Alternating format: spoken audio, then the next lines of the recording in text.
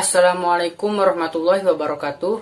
Perkenalkan, nama saya Ahmad Lutfiah, asal kelas dari 11 IPS 2. Di sini, saya akan mengulas masa pemerintahan Bani Abbasiyah.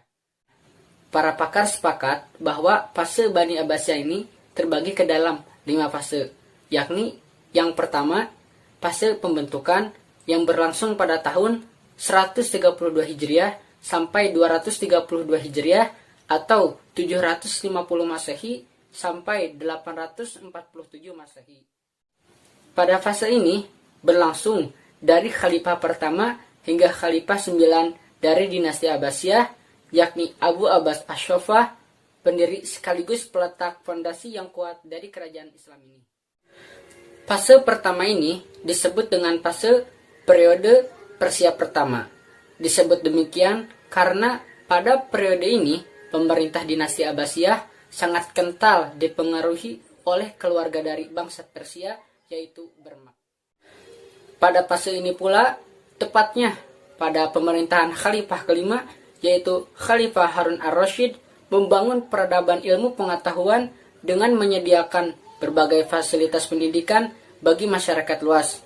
Mahasiswa, ulama atau para pecinta ilmu pengetahuan, Harun ar-Rasyid membangun lembaga-lembaga pendidikan seperti kutab, madrasah, dan perguruan tinggi seperti Universitas Nizamiyah, Universitas Nisabur, dan sebagainya. Selanjutnya, fase kedua, yakni asimilasi. Fase ini berlangsung pada tahun 232 Hijriah sampai 334 Hijriah atau 847 Masehi sampai 945 Masehi. Fase ini terjadi pada masa kepemimpinan Al-Mutawakkil yang ditandai dengan kekuasaan pertama Turki. Mengapa disebut demikian? Karena pada masa ini banyak pembesar istana yang berasal dari bangsa Turki, terutama yang bekerja sebagai pegawai istana dan pegawai khalifah. Di samping itu, pada fase ini juga figur khalifah hanya sebagai simbol keagamaan bagi para petinggi negara. Para perwira militer Turki benar-benar telah menguasai pemerintahan dinasti Abbasiyah. Selanjutnya, fase ketiga yaitu munculnya kekuatan tandingan. Fase ini berlangsung antara tahun 334 Hijriah sampai 447 Hijriah atau 945 Masehi sampai 1055 Masehi yang ditandai dengan pengaruh dinasti Buwayhi atau dikenal sebagai pengaruh Persia kedua.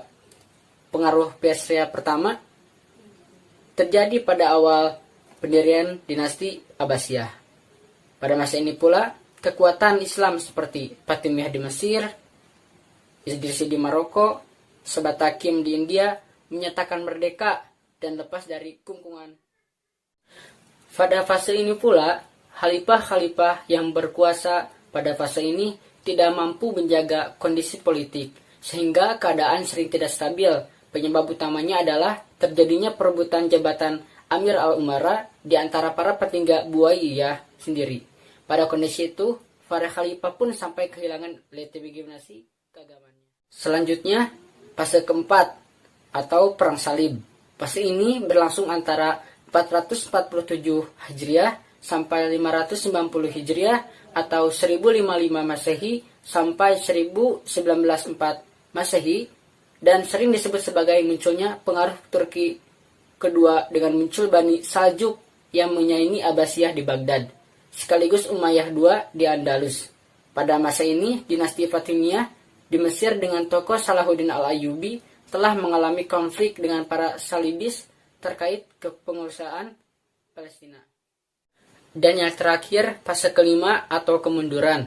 Fase ini terjadi antara 590 Hijriah sampai 656 Hijriah atau 1194 Masehi sampai 1258 Masehi, di mana Perang Salib sudah mulai memporak-porandakan kekuatan Islam dan puncaknya pada 1258 Masehi, pasukan Mongol yang di bawah pimpinan Genghis Khan berhasil mencapai Baghdad dan melakukan kota tersebut.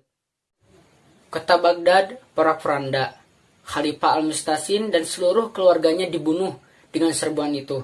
Berakhir sudah kekuasaan dinasti Abbasiyah sistem politik dan militernya yang begitu kuat pada masa sebelumnya lenyap saat itu juga. Pada masa sebelumnya, setelah itu Baghdad dan wilayah Islam lainnya jatuh dalam kekuasaan bangsa Mongol, tetapi bukan berarti perjalanan perkembangan Islam berakhir. Mungkin cukup sekian ulasan dari saya mengenai pemerintahan Bani Abbasiyah. Mohon undur. Wassalamualaikum warahmatullahi wabarakatuh.